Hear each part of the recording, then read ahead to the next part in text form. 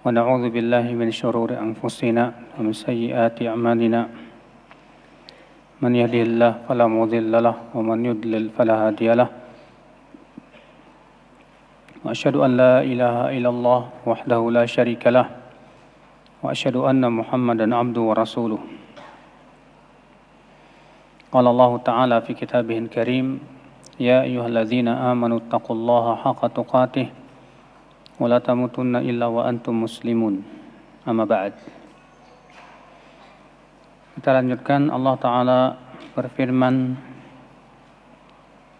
di ayat ke-195, wa anfiqu fi sabilillah wa la tulqu bi aydikum ila tahlukah wa ahsinu innallaha yuhibbul muhsinin. Dan berinfaklah kalian di jalan Allah, dan jangan kalian melemparkan diri kalian kepada kebinasaan. Dan berbuat baiklah, berbuat ihsanlah. Sesungguhnya Allah mencintai orang-orang yang berbuat ihsan.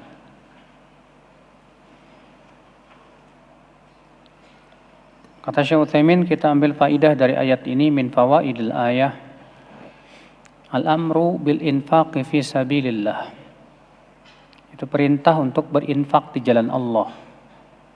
Baik infak yang sifatnya wajib maupun infak yang sifatnya sunnah. Dan infak yang sifatnya wajib tentu harus lebih dahulukan daripada yang sunnah. Dan akhwan Islam azani Allah wa iyyakum, Nabi SAW dalam ayat dan dalam hadis-hadis yang sangat banyak menganjurkan umatnya untuk banyak berinfak. Di antaranya Nabi SAW bersabda, al-mar'u tahta dhilali sadaqatihi, bahwa seseorang itu di bawah naungan sedekahnya nanti pada hari kiamat. Maka sedekahnya itu yang menaungi dia, dari teriknya matahari di padang mahsyar. Demikian pula Allah Subhanahu wa taala dalam ayat-ayat yang banyak menganjurkan kita untuk banyak bersedekah. Jadi antaranya ayat ini Allah mengatakan berinfaklah dan jangan kalian melemparkan diri kalian kepada kebinasaan. Artinya jika kalian pelit, di mana kalian tidak mau menginfakkan harta kalian, maka sebetulnya kalian hendak membinasakan harta kalian itu sendiri. Karena kata Rasulullah SAW, setiap pagi ada 2 malaikat yang turun. Yang satu berdoa, ya Allah, a'ti munfiqan khalafa, berikan ganti untuk orang yang berinfak. Dan yang satu lagi berkata, ya Allahumma a'ti mumsikan talafa, dan ya Allah berikan kepada orang yang pelit, yang tidak mau berinfak itu kebinasaan pada hartanya. Berarti orang yang pelit, orang yang tidak berinfak dan tidak mau berinfak, hakikatnya ia sedang melemparkan dirinya kepada apa? Kepada kebinasaan.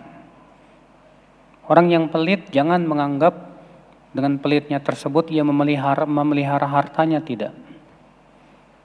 Justru harta itu semakin kita pelit tidak diinfakkan, semakin Allah akan hancurkan harta tersebut. Tapi semakin harta itu banyak diinfakkan di jalan Allah, maka semakin Allah memberkahi harta tersebut. Faedah yang kedua, wa minha al-isyarah ila al-ikhlas fil amal. Isyarat agar kita ikhlas dalam beramal saleh. Karena Allah berfirman di situ, wa anfiqu fi sabilillah, berinfaklah di jalan Allah. Kata-kata di jalan Allah memberikan isyarat hendaknya kita ikhlas, dan sesuai dengan syariat Allah Subhanahu wa taala. Karena kalau kita tidak ikhlas, tidak disebut di jalan Allah. Dan kalau tidak sesuai dengan syariat, tidak pula disebut di jalan Allah Subhanahu wa taala. Maka disebut infak yang benar yang diterima oleh Allah kalau memang benar-benar di jalan Allah Subhanahu wa taala. Faedah selanjutnya minha tahrimul ilqa bil yad ila tahlukah. Itu haramnya melemparkan diri kita kepada kebinasaan. Dan semua dosa hakikatnya kebinasaan. Bukan hanya kikir. Ya, orang yang melemparkan dirinya kepada kemaksiatan, misalnya dengan ghibah, dengan namimah, dengan makan riba, dan yang semisalnya, berarti orang ini sudah melemparkan dirinya kepada jurang kebinasaan. Na'udzubillah. Wa minha faedah selanjutnya, annama kana sababan lidharar fa innahu manhiyun an. Bahwa segala sesuatu yang menyebabkan datangnya mudarat, ya segala sesuatu yang menyebabkan datangnya kemudaratan, maka itu dilarang. Ya. Wa min ajli hadhil qaidah arafna anna dukhan haram. Maka berdasarkan kaidah ini kata beliau rokok itu haram. Kenapa? Karena semua dokter sepakat bahwa yang namanya rokok itu yang menimbulkan mudarat. Maka orang yang merokok pada hakikatnya akal Islam dia sudah menceburkan dirinya kepada kebinasaan. Sudahlah ia mubadzir. Sudah begitu ia menyakiti dirinya sendiri. Sudah begitu dia menyakiti orang lain dan sekitarnya. Maka ya akhi, ya rokok itu tidak ragu akan keharamannya ya akhi, bagi orang yang mau berfikir. Faedah selanjutnya minha al-amru bil ihsan. Perintah untuk berbuat ihsan. Apa itu ihsan? Ihsan itu artinya itqanus syai'. Artinya melakukan sesuatu itu dengan sebaik-baiknya, itu namanya ihsan. Ya, makanya Rasulullah SAW ketika menafsirkan ihsan, an ta'budallaha ka'annaka tarah, fa illam takun tarah fa innahu yarak. Ihsan itu yaitu kamu beribadah kepada Allah seakan-akan kamu melihat Allah. Dan jika kamu tidak melihatnya, maka Allah yang melihat kamu. Maka kita berbuat ihsan dalam segala sesuatu. Sebagian disebutkan dalam hadis Nabi SAW sabda, Inna Allah katabal ihsan ala kulli syai'. Allah mewajibkan perbuatan ihsan itu pada segala sesuatu. Dalam sholat kita wajib ihsan. Bagaimana ihsan dalam sholat? Ya kita berusaha memperhatikan rukunnya, memperhatikan syarat-syaratnya, memperhatikan kekhusyuannya. Dalam zakat kita berusaha untuk ihsan, dalam haji, dalam umroh, dan dalam segala sesuatu. Bahkan dalam cara berpakaian kita diperintahkan untuk ihsan. Dalam bergaul, dalam rumah tangga, dalam cara makan, cara minum. Maka semua harus berbuat ihsan. Ya. Wa minha faedah selanjutnya. Isbatul mahabbati lillah, penetapan akan sifat cinta bagi Allah. Karena Allah Ta'ala berfirman dalam ayat ini, Innallaha yuhibbul muhsinin. Sesungguhnya Allah mencintai orang-orang yang berbuat ihsan. Berarti ihsan itu adalah merupakan sifat daripada cinta itu adalah merupakan sifat Allah Subhanahu wa taala secara hakiki ya akhwal Islam. Tidak boleh ditakwil kepada makna yang lain. Kalau dikatakan bukankah manusia punya sifat cinta? Kita katakan bukankah manusia melihat? Ya, Allah melihat tidak? Melihat. Apakah hanya karena sama-sama melihat mengharuskan artinya melihatnya Allah sama dengan makhluk? Jawab tidak. Maka kita katakan Allah melihat sesuai dengan keagungannya. Manusia pun melihat sesuai dengan keadaannya. Demikian pula manusia mencintai, Allah mencintai. Maka Allah mencinta Allah tentu beda dengan cinta manusia. Masing-masing sesuai dengan ya keadaannya masing-masing. Akhwal Islam azani Allah wa ya. Kemudian Allah Ta'ala berfirman di ayat selanjutnya, 196. Wa atimmul hajja wal umrata lillah. Dan sempurnakanlah haji dan umroh ya karena Allah, untuk Allah. Fa in uhsirtum famastaisara minal hadi. Dan jika kalian tertahan ya untuk menyempurnakan haji dan umroh, artinya kalau antum pergi haji, antum pergi umroh, qadarullah antum tertahan tidak bisa haji dan umroh. Seperti yang dialami oleh Rasulullah SAW.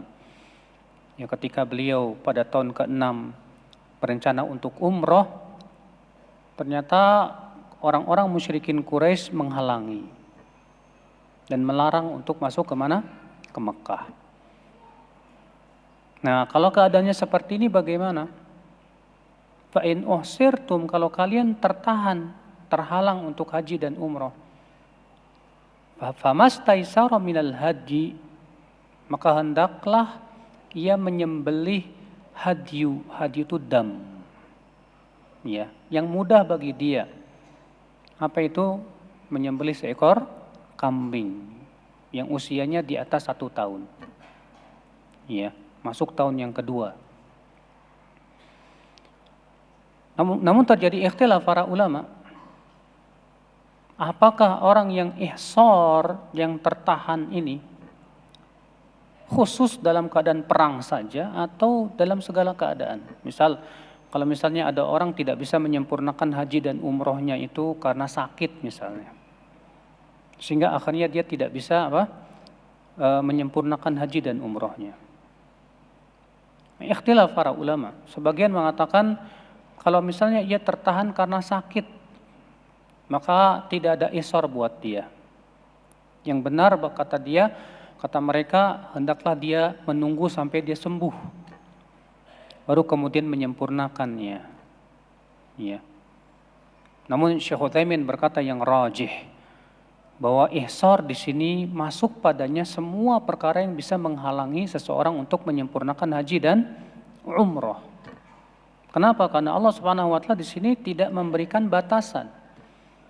Allah mengatakan fa in uhsirtum, jika kalian tertahan. Allah tidak menyebutkan tertahan oleh apa. Memang ayat ini ya bercerita, sebab utama ayat ini tentang Nabi tertahan karena apa? Ya, keadaannya ditahan oleh orang-orang musyrikin. Akan tetapi kaidah tafsir masyhur ya akhi, al-ibratu bi umumil lafadz la bi khususis sabab. Yang dianggap itu keumuman lafadznya, bukan kekhususan apa? Sebabnya. Ya. Sementara lafadznya ini umum. Allah mengatakan kalau kalian tertahan. Allah tidak menyebutkan tertahan dengan apa. Ya, ini menunjukkan ya makna umum, bukan hanya sebatas tertahan oleh musuh ya dalam peperangan, tapi juga karena hal-hal yang lainnya. Ya. Namun ya kalau misalnya kita berada di mikot, misal kita sedang berada di mikot mau siap-siap talbiyah. Ya, kalau misalnya kita dari Madinah berarti mikotnya di mana? Di Muzdalifah, di Bir Ali. Tapi dalam keadaan kita sakit parah. Dan kita tidak yakin bisa menyempurnakan apa? Haji dan umroh. Maka orang seperti ini disunahkan di saat dia berada di miqat, setelah mengucapkan labbaik Allahumma umrah, dia berkata Allahumma mahalli haitsu habastani. Ya Allah, tempatku di tempat yang engkau ya cegah aku padanya. Kenapa? Kalau dia ucapkan ini, kata para ulama, tidak ada kewajiban untuk bayar dam lagi. Wajib bayar dam itu kalau dia tidak mengucapkan ucapan tadi. Ya. Allahu a'lam, sebagaimana disebutkan dalam hadis lain. Kita lanjutkan. Fa in uhsirtum famastaisara minal hadi. Jika kalian tertahan ya dari menyempurnakan haji dan umroh, maka hendaklah yang mudah dari kalian untuk kalian ya dari sembelihan. Wala tahliqu ru'usakum hatta yablughal hadyu mahillah. dan jangan kalian mencukur rambut kalian sampai sampainya haju kepada tempatnya. Artinya jangan sampai kalian tahallul sebelum waktunya yang telah ditentukan oleh Allah Subhanahu wa taala. Ya. Ikhwatal Islam azani Allah wa iyyakum. Kata Syekh Utsaimin rahimahullah, "Ai la tuziluha bil Musa." Artinya jangan kalian cukur dengan pisau cukur hatta yablughal hadyu mahillah. Hingga hadyu itu telah sampai kepada tempatnya. Wal makna hatta yasila ila yaumi hululihi. Artinya sampai ke hari yang telah ditentukan untuk tahallul. Kapan itu? Itu tanggal 10 Dzulhijjah. Wa sabatatis sunnah bi anna man qaddama al-halq 'ala an-nahar fala haraja 'alaih. Dan sunnah Nabi telah menunjukkan kalau ternyata di hari yang ke-10 itu ada orang yang lebih mendahulukan tahallul dulu sebelum ia menyembelih, maka itu tidak apa-apa. Karena disebutkan dalam hadis riwayat Bukhari dan Muslim ya, ketika Nabi SAW di tanggal 10 Dzulhijjah, Nabi ditanya oleh para sahabat, "Hai Rasulullah, ya aku tahallul sebelum menyembelih, bagaimana?" Kata Rasulullah, "La haraj, tidak apa-apa." Ada lagi yang mengatakan, "Hai Rasulullah, ya aku menyembelih dulu sebelum melempar, bagaimana?" Kata Rasulullah, "La haraj, tidak apa-apa." Iya. Makanya yang seperti ini boleh selama dilakukannya pada tanggal berapa? Tanggal 10. Walaupun memang yang sunnahnya sih secara beruntun. Melempar, kemudian menyembelih, baru apa? Tahallul. Iya. Itu yang lebih utama. Faman kana minkum maridhan aw bihi adza. Maka siapa yang ia sakit au bihi adza atau terkena gangguan seperti penyakit atau kutu misalnya, seperti dalam hadis Nabi sallallahu alaihi wasallam, ada seorang laki-laki datang ke Rasulullah sallallahu alaihi wasallam dan berkata, "Ya Rasulullah, kutu saya ini berjatuhan ya Rasulullah, dan saya merasa terganggu sekali dengan kutu saya ini. Boleh enggak saya menggundul kepala saya ini?" Padahal masih ihram, belum waktunya untuk tahallul. Maka Rasulullah pun diam. Tak lama kemudian Allah pun turunkan wahyu kepada Rasulullah SAW. Rasulullah bersabda, "Silahkan kamu tahallul, namun kamu wajib bayar dam." Iya. Allah katakan, "Faman kana minkum maridhan." Siapa di antara kalian yang sakit, au bihi adam min ra'sihi, atau ada gangguan dari kepalanya itu, fafidyatum min siyamin aw sadaqatin aw nusuk. Maka tidak mengapa ia melakukan itu, tapi harus dia bayar fidyah berupa apa? Puasa atau apa? Atau sedekah. Sedekah kepada 6 fakir miskin. Di mana setiap satu miskinnya itu dibayar dengan setengah sok. Setengah sok itu satu soknya itu kan sama dengan 4 mud. 1 mud itu sama dengan 625 gram. Berarti setengah sok itu 2 mud. Kalau 625 gram dikali 2 berapa?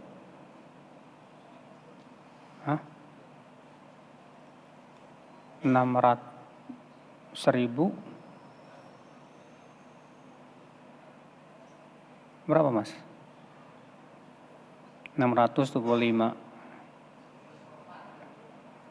1.500 ya?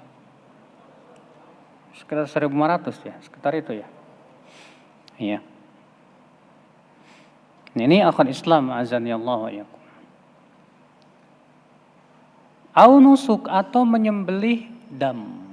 Itu menyembelih apa? Kambing. Nah, ini diberikan pilihan.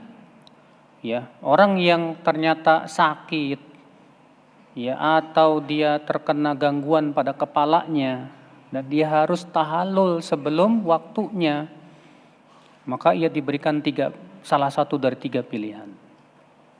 Pilihan yang pertama apa? Puasa. Pilihan yang kedua apa? Puasa di sini itu puasa 3 hari ya. Pilihan yang kedua tadi apa? Sedekah, itu memberi makan 6 fakir miskin. Pilihan yang ketiga apa? Atau menyembelih kambing. Ya. Fa idza amintum, dan apabila kalian aman maksudnya yaitu dari musuh. Ya, tidak terkena ihsar. Faman tamatta'a bil umrati ilal haji famastaisara minal hadi. Maka siapa yang mau tamattu hajinya. Apa haji tamattu itu? Haji tamattu itu artinya umroh dulu, baru kemudian apa? Haji. Ya, kenapa disebut tamattu? Tamattu itu artinya bersenang-senang, Pak. Sebab kalau misalnya antum kloter pertama nih, kalau antum hajinya ifrad, antum harus berihram terus ya sampai selesai haji.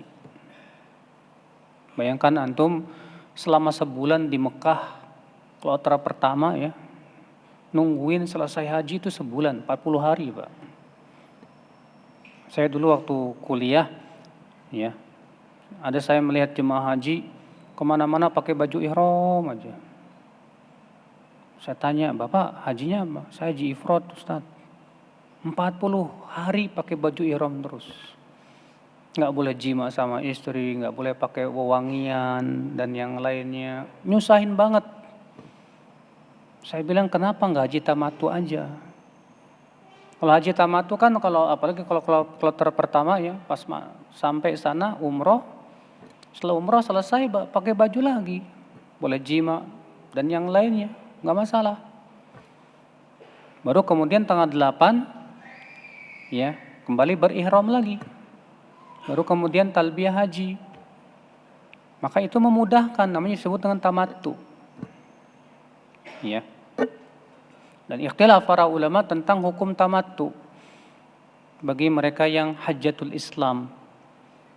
Ibnu Abbas dan Ibnu Umar pendapatnya bahwa tamattu itu hukumnya wajib. Dalilnya Ibnu Abbas dan Ibnu Umar hadis Nabi SAW bahwa Nabi SAW memerintahkan para sahabat yang tidak membawa hewan hadyu untuk mengganti niatnya yang tadinya qiran menjadi apa? Umroh. Untuk hajinya haji tamattu. Bahkan Nabi SAW mengatakan, lawis taqbaltu min amri mastadbartu walamma suqtul hadya. Kalau masih sempat bisa diulangi lagi aja, aku tidak akan membawa hewan hadyu, kata Rasulullah. Dan aku akan jadikan ini sebagai umroh saja. Iya. Sehingga atas dasar itu Ibnu Abbas mengatakan dan Ibnu Umar, tamattu itu wajib. Dan ini pendapat yang dibela oleh Syekh Albani rahimahullah. Iya. Ikhwata iman azani Allah wa iyyakum. Kita lanjutkan. Faman tamatta'a bil umrati ilal haji. Fa idza amintum, apabila kalian aman, ya, faman tamatta'a bil umrati ilal haji, maka siapa tamattu dengan umrah kepada haji. Famastaisara minal hadi, maka hendaklah dia menyembelih yang mudah dari hewan sembelihan. Artinya orang yang haji tamattu wajib membayar dam tamattu. Ya. Faman lam yajid, kalau ternyata dia tidak mendapatkan dam tamattu, bagaimana?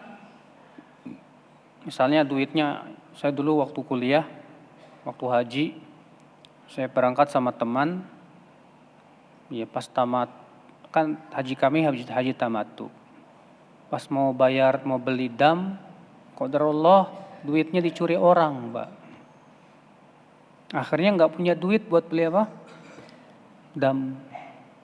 Bagaimana kalau seperti ini keadaannya? Allah mengatakan apa? Fasyamu thalathati ayyamin fil haji wa sab'atin idza raja'tum. Maka hendaklah ia berpuasa 3 hari di saat sedang haji. Ya. Dan 7 hari saat ia pulang ke negerinya. Tilka asyaratun kamilah, maka itu 10 hari yang sempurna. Nanti kalau ada orang yang haji tamattu dan tidak punya apa-apa atau tidak mendapatkan kambing sebagai dam tamattu, maka kewajiban dia apa? Puasa 3 hari saat haji dan 7 hari saat sudah pulang ke rumahnya. Ya. Dzalika liman lam yakun ahlu hadiril masjidil haram. Yang demikian itu yaitu haji tamattu tersebut. Bagi orang yang bukan ahlinya hadir di Masjidil Haram. Artinya, apa maksudnya hadir di Masjidil Haram? Ikhtilaf para ulama tafsir. Namun pendapat yang paling kuat dari pendapat-pendapat para ahli tafsir, kata Syekh Utsaimin rahimahullah, yang dimaksud yaitu penduduk tanah haram, itu Makkah. Artinya, haji tamattu itu bagi mereka yang bukan penduduk Mekah. Ya. Wattaqullah, bertakwalah kalian kepada Allah. Wa'lamu annallaha syadidul iqab. Dan ketahuilah oleh kalian bahwasanya adab Allah sangat keras sekali. Kenapa Allah mengakhiri ayat haji dengan ancaman? Ya. Agar mereka yang haji ini benar-benar memperhatikan apa? Manasik yang benar. Jangan sampai kita melanggar kewajiban-kewajiban manasik. Jangan sampai kita bikin cara-cara sendiri dalam manasik. Maka bertakwalah kalian kepada Allah, wahai orang-orang yang haji dan umroh. Jangan merubah-rubah syariat Allah subhanahu wa ta'ala. Wa'lamu, dan ketahuilah oleh kalian, sesungguhnya Allah itu keras siksanya. Ya. Ikhwata Islam, azani Allah wa iyyakum. Dari ayat ini kita ambil faidah, kata Syekh Utsaimin rahimahullah, min fawaidil ayah wujubu itmamil haji wal umrah. Wajib menyempurnakan haji dan umrah bagi orang yang sudah bertalbiyah, masuk dalam ihram. Orang kalau sudah masuk ihram, talbiyah wajib sempurnakan. Kecuali kalau terhalang yang saya disebutkan tadi. Ya, terhalang oleh musuh atau terhalang karena sakit yang ya menyebabkan ia tidak mungkin bisa menyempurnakan apa? Ya, haji dan umroh. Maka yang seperti ini ya ini udzur namanya. Ya. Wa min fawaidil ayah. Di antara faidah ayat ini, annahu la tajuzul istinabatu fi syai'in min af'alil haji wal umrah. Bahwa perbuatan-perbuatan haji dan umrah tidak bisa digantikan oleh orang lain. Ya, seperti tawaf, sa'i, nggak bisa digantiin sama orang. Kenapa? Karena Allah mengatakan wa atimmul hajja wal umrah, sempurnakan oleh kalian haji dan umrah. Ini mengharuskan dia sendiri yang harus melakukannya. Ya. Namun ada dalil yang menunjukkan bahwa orang yang tidak bisa melempar jumroh Aqobah karena ada sakit, boleh diwakilkan kepada orang lain. Tapi ingat, itu kalau punya udzur syar'i. Antum sedang sakit, ya supaya nih mau jalan, sementara jumroh untuk melempar jumroh kan jalannya terkadang jauh gitu. Antum nggak bisa melempar, akhirnya antum minta diwakilkan kepada temannya, tolong ya, lemparkan buat saya. Maka yang seperti ini boleh. Min fawaidil ayat, di antara faidah ayat ini, al-hadar mimma yaf'aluhu ba'dun nas al-an min at-tasahul fi ramyil jamarat. Haitsu innahum yuqiluna man yarmi anhum biduni udhrin. Itu peringatan terhadap perbuatan sebagian orang di zaman ini, di mana mereka belum apa-apa sudah mewakilkan orang untuk ya melempari jumroh padahal tidak punya udzur syar'i. Padahal dia mampu untuk melempar sendiri. Ya. Makanya yang seperti ini tidak benar. Boleh mewakilkan dalam melempar jumroh itu kalau memang dia punya apa? Udzur syar'i.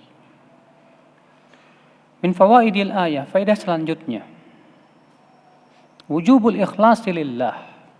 Wajibnya mengikhlaskan ibadah haji dan yang lainnya dan umroh untuk Allah Subhanahu wa taala saja. Karena Allah berfirman, wa atimmul hajja wal umrata lillah. Sempurnakan haji dan umroh itu lillah. Bukan karena pengen disebut Pak Haji. Kadang kan banyak ya orang Indonesia kalau pulang haji terus dipanggil nama nggak mau ini Pak, kamu nyahut. Pak Budi, diem aja. Kalau dipanggil Pak Haji, ada apa? Ya. Nah ini niatnya udah nggak benar Pak. Bahkan sebetulnya gelar haji itu termasuk bid'ah dalam agama. Apa pernah antum mendengar para sahabat memanggil kepada Rasulullah haji, ya Rasulullah Haji Muhammad? Apa pernah para sahabat dipanggil haji? Pernah nggak Imam Syafi'i Muhammad bin Idris ditambahin di depannya Al-Hajj Muhammad bin Idris Asy-Syafi'i? Imam Malik, Imam Abu Hanifah dan yang lainnya. Allah tidak ada satupun, Pak. Ulama dari semenjak sahabat tabi'in sampai zaman-zaman setelahnya yang mereka itu menggelarkan haji di depan namanya tidak ada satupun juga. Maka ya tidak perlu kita bikin gelar-gelar haji itu nggak perlu. Nggak perlu kita pengen kelihatan saya ini haji, nggak perlu. Apalagi mau dipanggil Pak Haji, Ji, gimana Ji? Ya. Kecuali kalau memang nama aslinya dari kecil Haji. Ya gimana lagi?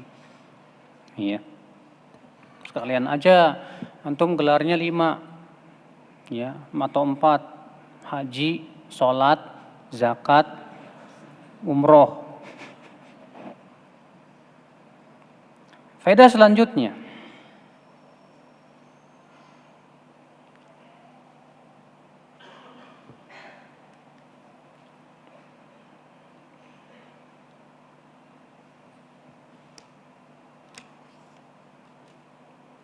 Annahu idza uhsira al-insan an itmamil haji wal umrah falahu an yatahallal walakin alaihi al-hadyu. Bahwa orang apabila tertahan dari menyempurnakan haji dan umrah boleh ia tahallul. Namun dia wajib untuk membayar dam. Ya, atau membayar fidyah. Ya. Hadyu. Karena Allah mengatakan fa in uhsirtum famastaysara minal hadi. Apabila kalian tertahan maka sembelihlah yang mudah kalian dari hadyu. Ya. Namun sudah saya sebutkan tadi Pak, bahwa orang yang sakit misalnya kemudian ketika di mikotnya sudah mengatakan Allahumma mahalli atau Allahumma in habasani habisun fa mahalli haitsu habastani, maka dia tidak ada kewajiban untuk membayar apa? Hadyu lagi. Ya, kalau dia memberikan syarat seperti itu di miqat. Ya. Aminha. Anna man ta'adzara aw ta'assara 'alaihi hadyu fala syai'a 'alaihi.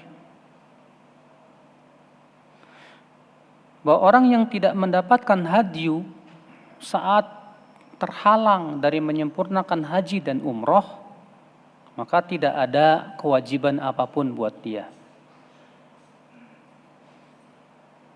Karena Allah mengatakan, fa in uhsirtum famastaysara minal hadi. Jika kalian tertahan dari menyempurnakan haji dan umroh, maka sembelihlah yang mudah dari kalian dari hadyu.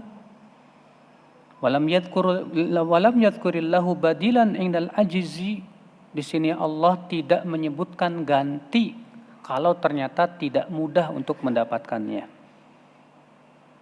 Berarti mafhum daripada ayat ini apa? Kalau dia tidak mendapatkan hewan hadyu saat tertahan tidak bisa menyempurnakan haji dan umroh, maka tidak ada kewajiban apapun buat dia. Iya. Ini pendapat yang dirajihkan oleh Syekh Utsaimin rahimahullah.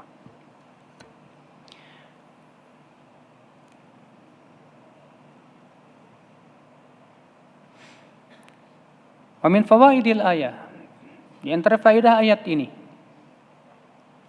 sebagian ulama berpendapat bahwa orang yang tertahan tidak bisa menyempurnakan haji dan umroh tidak wajib untuk tahallul. Tidak wajib untuk apa? Tahallul. Akan tetapi ulama yang lain berpendapat wajib tahallul. Kenapa? Karena adanya hadis Nabi Shallallahu Alaihi Wasallam. Ketika Nabi Shallallahu Alaihi Wasallam umroh bersama para sahabat, kemudian terkena ihsar, di mana Nabi tidak bisa menyempurnakan umroh karena dilarang oleh kaum musyrikin. Disebutkan dalam hadis tersebut Nabi SAW memerintahkan para sahabat untuk tahallul. Dan ketika melihat para sahabat tidak melakukan tahallul, Rasulullah marah. Tidak mungkin Rasulullah marah untuk perkara yang sifatnya hukumnya apa? Sunnah. Maka dari itu pendapat yang rajih, wallahu a'lam, wajib dia tahallul. Wa minha anna al-muhsar la yajib alaihi al-qada'.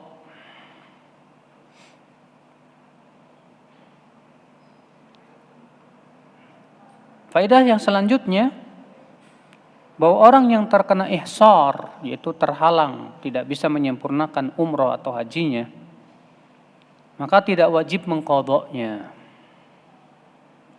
Kenapa? Li'anna Allah Ta'ala lam yadhkurhu, karena Allah tidak menyebutkan qada dalam ayat ini. Walau kana al-qada'u wajiban ladzakarahu Allah azza wa jal. Sebab kalau harus mengqada di tahun depannya, pasti Allah akan menyebutkan dalam ayat ini. Artinya kalau misalnya kita terkena ihsar, tertahan, tidak bisa menyempurnakan haji dan umroh, apakah dia harus mengqadanya di tahun yang akan datang? Jawab tidak. Kenapa? Karena Allah tidak menyebutkan hal ini di dalam Al-Quran. Ya. Min fawaidil ayat, faedah selanjutnya dari ayat ini, annahu la budda an yakuna hadzal hadyu mimma yasihhu an yuhda bi an yakuna balighan lis-sinnil mu'tabar saliman min al-uyubil mani'ah min al-ijza'. Bahwa hewan hadyu, hewan sembelihan hadyu itu disyaratkan harus hewan yang sah untuk disembelih. Dari sisi apa? Usia. Demikian pula selamat dari aib.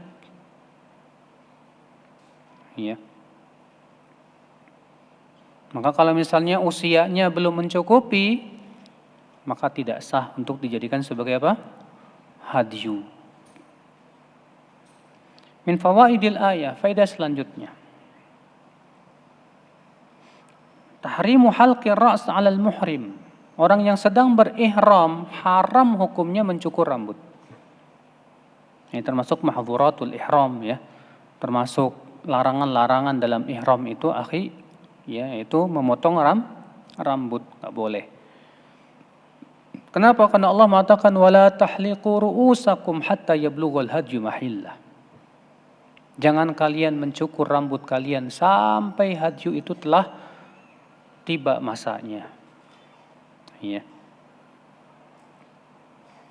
Wa minha annahu la yahrumu halqu sya'rin ghair ra's. Lianna Allah khassa an-nahya bihalqi ra's faqat.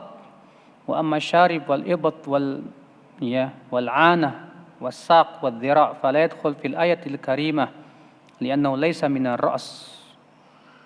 Ya. Wal aslul hil wa hadha ma dhahaba ilaihi ahlu dhahir. Kata beliau, Sebagian ulama, dan ini pendapat Dhahiri, yang mengatakan bahwa yang tidak boleh dicukur itu hanya rambut kepala saja. Hanya rambut apa? Ya, kepala saja. Kenapa? Karena Allah Subhanahu wa taala mengatakan wala tahliqu ru'usakum. Allah mengatakan adam mir ra'sihi, atau ada penyakit di kepalanya. Allah hanya menyebutkan kepala. Ya. Maka atas dasar itu kata pendapat Dhahiri, kalau kita sedang ihram kemudian cabut bulu ketiak boleh. Cukur kumis boleh menurut pendapat Dhahiri. Walakinna aktsara ahli ilm al-haqqu bi sya'ra baqiyatil badan. Akan tetapi para kebanyakan ulama, yang ini pendapat jumhur, mengatakan bahwasanya rambut ketiak, rambut ketek, ya, kumis, demikian pula betis, ini hukumnya sama dengan apa? Kepala. Ya. Qiyasan ala sya'ri ra's. Kenapa? Karena dikiaskan dengan rambut kepala. Li'anna al-illa fi tahrimi halqi ra's ar-ra's at-taraffuh wa izalatul adha. Ya, karena kata beliau ilat haramnya mencukur kepala, mencukur rambut, ya, yaitu dalam rangka menghilangkan al-adha. Wa hadha haslun fi halqi ghairihi min asy-syu'ur, dan ini ada juga ilat tersebut pada rambut-rambut yang lainnya. Namun Syekh Utsaimin rahimahullah mengatakan bahwa kias mereka tidak benar. Ya. Maka seakan beliau, ya, lebih condong kepada pendapat Al-Dhahiri. Akan tetapi beliau untuk kehati-hatian, kata beliau, lebih baik ditinggalkan. Ya. Demikian Syekh Utsaimin. Terkadang beliau merojihkan suatu pendapat, tapi karena pendapat ini yang berlawanan ini pendapat jumhur, hampir seluruh ulama kecuali Dhahiri saja, maka beliau mengatakan fal ihtiyat. Walakin nadharan li anna jumhur ahli al-ilmi al-haqqu dzaka bi sya'ri ar-ra's fal ihtiyat tajannubu dzalika mura'atan liqaulil jumhur. Akan tetapi karena ini pendapat jumhur ulama, ya, mayoritas ulama, bahwasanya tidak ada bedanya rambut ketiak, rambut jenggot, rambut kumis, rambut betis dengan rambut apa? Kepala, maka yang lebih hati-hati, kata Syekh Utsaimin, enggak usah dipotong. Ya. Wallahu a'lam. Wa min fawaidil ayah. Faedah selanjutnya,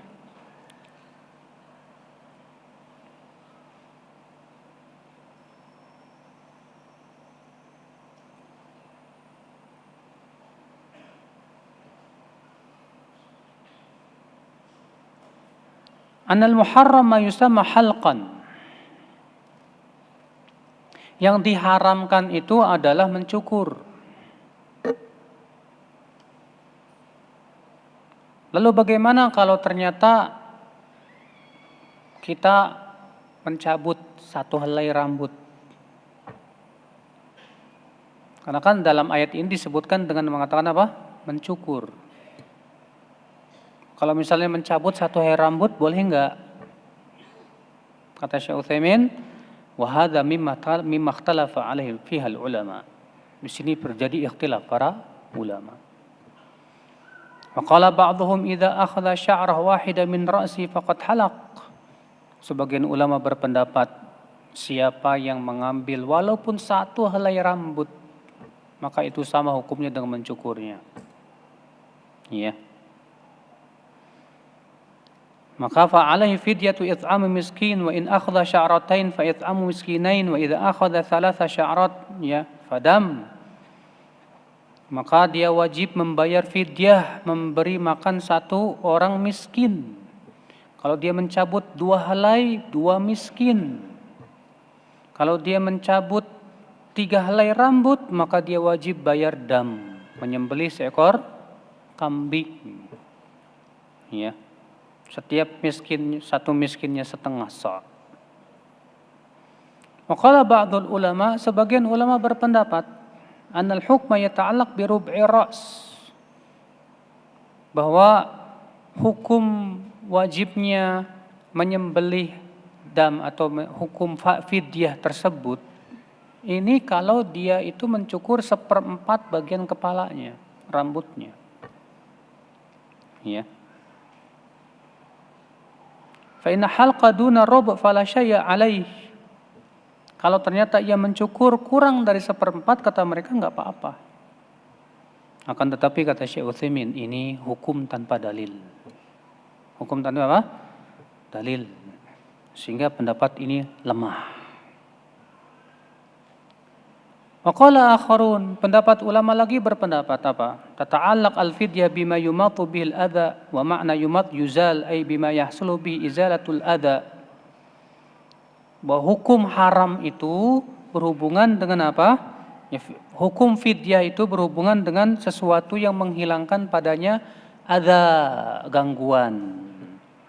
Ya. Wa hadza la yakunu illa bijuz'in kabirin minar ra's. Dan ini tidak mungkin kecuali kalau sebagian besar kepala. Ya. Karena Allah berfirman, "Faman kana minkum maridhan aw bihi adam min ra'sihi fa fidyah." Siapa di antara kalian sakit atau terkena gangguan dari kepalanya. Fadalla hadza ala anna al-muharram alladhi tata'allaq bil fidyah huwa ma yumatu bihil adha. Ayat ini menunjukkan, kata beliau, bahwasanya wajib membayar fidyah itu kalau yang dicukur itu ya sebesar sesuatu yang menghilangkan padanya apa? Gangguan, itu kebanyakan rambut. Wa hadza madhhab Malik wa huwa sahihun min haitsu anna al-fidyah la tajib illa bima yumatu bihi al-adha faqat. Dan ini pendapat Imam Malik. Lakinnahu ghairu sahih. Akan tetapi kata beliau, pendapat Imam Malik ini dari satu sisi benar, dari sisi yang lain enggak benar. Benar, ya. Kata beliau dari sisi bahwa tidak wajib fidyah kecuali dengan sesuatu yang dihilangkan padanya gangguan tersebut. Akan tetapi tidak benar min kaunit tahrim yata'allaq bima yumatu bil adha faqat, bahwa keharaman untuk mencukur rambut itu hanya berhubungan dengan menghilangkan gangguan saja, tidak benar. Fatahrim yata'allaq bima yusamma halqan. Yang benar kata beliau, keharaman itu berhubungan dengan yang namanya mencukur. Ya. Nah, ini akal Islam, azani Allah wa iyyakum. Maka semua yang disebut dengan mencukur, yang semakna dengan mencukur, maka pada waktu itu dia diharamkan. Saat apa? Ihram.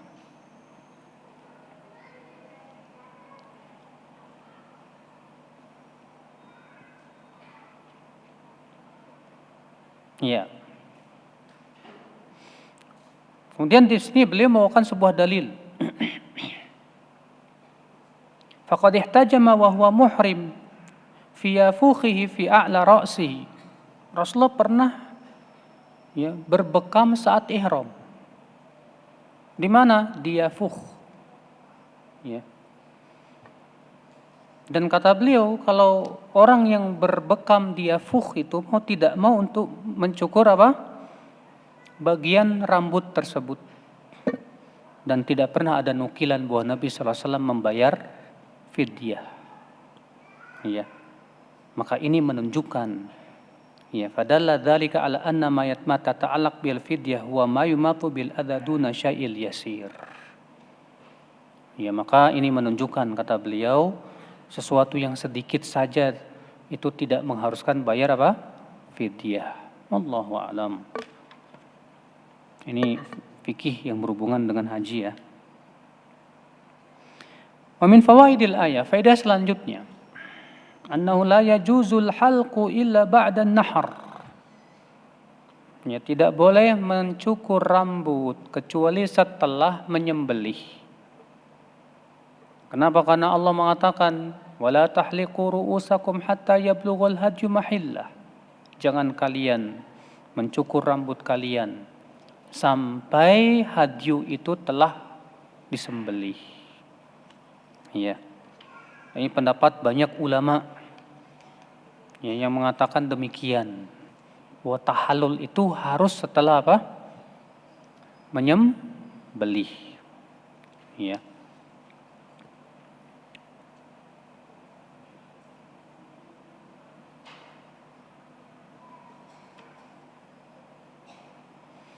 Namun kata beliau yang rajih boleh. Kalau misalnya mendahulukan tahallul dulu sebelum apa? Sebelum menyembelih. Kenapa? Karena ada hadis yang lain yang sahih. Rasulullah SAW ditanya tentang orang yang tahallul dulu baru apa? Nyembelih. Maka Nabi mengatakan nggak apa-apa, silakan. Ya. Wa min fawaidil ayat, di antara faedah ayat ini juga jawazu halqi ra's lil marad wal adha. Bolehnya mencukur rambut ketika sedang ihram jika karena sakit atau ada gangguan. Ya. Aminha faedah selanjutnya. Wujubul fidyah 'alal muhrim idza halaqa ra'sahu. Wajibnya membayar fidyah bagi orang yang muhrim. Muhrim itu Pak artinya apa? Orang yang sedang ihram.